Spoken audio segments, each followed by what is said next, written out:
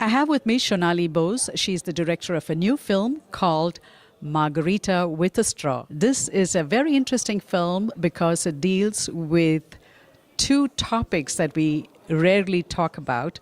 But before we go there, Shonali, tell us very quickly what the film is about. I would say the film is about you.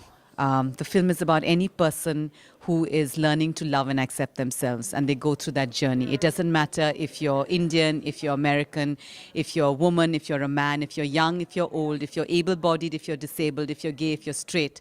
That thing happens to everybody in life when they have to really learn to love and accept their own selves. So I think this is a journey of a young person. It's a coming-of-age film where she goes on this journey of loving and accepting herself. And that's why it's so universal and so relatable for people. The film is also based on your cousin's story. She was the inspiration for this, your cousin Malini. How did she react to this film? Because it's about a disabled person finding, like you said, their sexuality and finding love. So actually the film is not about Malini at all. There's nothing biographical of Malini in this film at all. In fact, she's not even been to America. So it's her body. So it's the fact that she has cerebral palsy and that she has sexual desires and has expressed that to me. That's the only part of the film that is to do with her. I think I just put a lot of my own self in this film. So it's really me in Malini's body. Ah, that is interesting. So it's a hybrid. Yeah, it's about, different way of both our sisters at that age of 19. How did you manage to get Kalki as the lead actress in this film? Kalki's is otherwise known as Kalki Koechlin, but you have a different pronunciation for her name. Yes, Kalki has taught me to say Kekla, Kalki Kekla. It was really easy. She read the script and instantly wanted to do it. She was desperate to do the film, and I was very keen to get her as well, so it was mutual. Tell us a little bit about the process of writing the film itself. How long did it take? How did you find the inspiration? Did it all come tumbling out of your head, or did you have to sit and think about it? So I had been thinking about the story for some months and discussing it with Nilesh Maniyar, who then came on as the associate writer on the film. And so in the summer of 2010, we were speaking about it quite a bit, and it was a completely different story, same character, but a different journey and story. And then in September, I suffered a tragedy in my oldest son, Ishan. He was 16 at the time. He died suddenly and tragically. And in January, it was really hard for me in anticipation, but when it happened, January 20th, his 17th birthday happened, I was able as a mother to just celebrate that day, because it's such an important day, because it's when I first became a mother, and this beautiful person, Ishan, came onto earth, and it didn't matter that he was no longer on earth. I was still able to celebrate him. And without thinking about it, that night, I picked up a pen and Margarita Wit A Straw tumbled out, including the title. Like, I just wrote, and it took me a month to write that first draft. And the film went in a completely different trajectory, and I wrote from my heart that very first draft. The process of writing thereafter was something between Nilesh and me, and it took us a year to really be in a shape to win the Global Filmmaker Award, go to Sundance. But even after the Sundance Lab, I went again into hibernation and wrote deeply, more from inside my own skin. I felt before that I was kind of still looking at Malini and writing from the outside.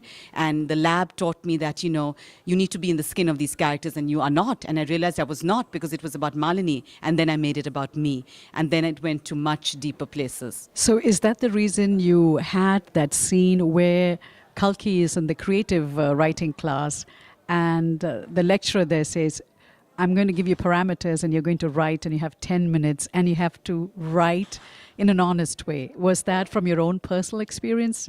Completely, and that was played by Jose Rivera, the writer of the Motorcycle Diaries, which went up for the Oscars, and he was one of my mentors in the lab, and he's such a great actor, so I cast him. It's even something I talk about in teaching people writing, that he says this line, write from your liver.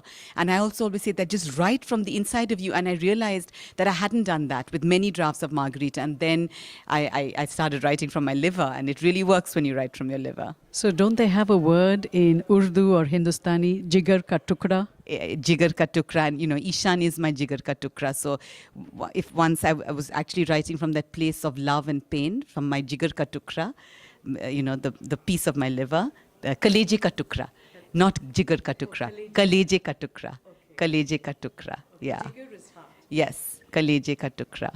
Then, yes. And this film is my kaleje ka tukra today. I would say Margarita Wit A Straw is deeply personal. And my own sister, Attiya, my real blood sister, Attiya, says, you're naked in this film. Everybody who knows you, like, it's your life in different parts in this film, and it really is. I'm bisexual myself, for instance. When I was 19, I had this experience. So it's really a lot of myself in this film. What has been the feedback from people? Because it's been shown at different film festivals. So I'm wondering what has been the feedback.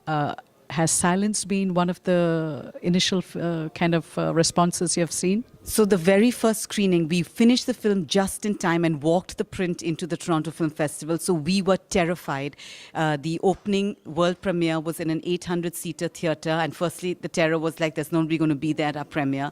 And then it was a packed house. And I sat through that whole film in the last row, and my heart was beating so hard I could barely hear the audio, and I just couldn't breathe. I was so nervous. And then Cameron Bailey, the artistic director, did the Q&A, and he was on stage, and he said, please help me welcome Shonali Bose. And when I came up, the entire audience of 800, not one person sitting, they stood, standing ovation, sustained standing ovation. So I started crying because it was so moving to get that. And then that's kind of been how it's been after Toronto, like just really overwhelming responses where people write to me, and because I always give my email, and then or bump into me and they tell me, a lot of things they're facing in their life and ask my advice, and it gets into deeper stuff, which is wonderful. Like, say in Toronto, in fact, there were parents who were there visiting.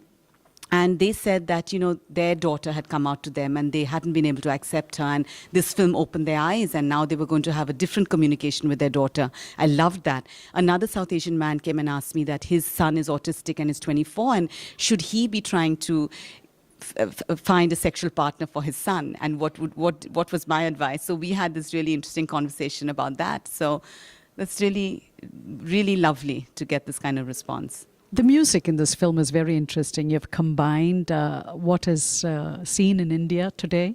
There's a little bit of the trance dub kind of influence. Tell me, who is the music director for this? Yes, we love the music of this film, and I think this is going to be a really popular album. Mikey McCleary, he's English but grown up in Australia, but has been living in Bombay for the last 10, 12 years now. And he had done one Bollywood film and had done the background score for Shanghai, Dibakar Banerjee's Shanghai. So he had only done Shanghai as the background score when I selected him. Thereafter, he's done a couple of Bollywood films, and I was blown away by the score of Shanghai. And then I started listening to so first I thought I just wanted him for score, but then I started listening to some other pieces he shared with me, and I was like, no, he can totally do the songs. And considering we have a Bhojpuri song in the film, and he brought African elements to the Bhojpuri song, so I think he really took it to another international level, which I love, what he's done with even the kind of very Indian raw songs in the film. Besides the film festival, where can one watch your film? So in India, it's releasing on April 10th. That date might get shifted by a week or so because, you look at what other films release as you come closer to the time. As of now, April 10th, all India. So if you're in India, you're good. North America, we've just been bought by a distributor, and I believe they will release towards the end of the year, theatrically in Canada and US. It's been bought for theatrical. Japan was the first country to buy it for theatrical, followed by South Korea. So it will have theatrical openings in both those countries. So has Spain, so has Mexico, and I believe after the Berlin market, a bunch of other countries. So I guess we will try to put that information out there. But I think it'll soon be available pretty much anywhere in the world soon for people to watch. Thank you so much for your time. Thank you.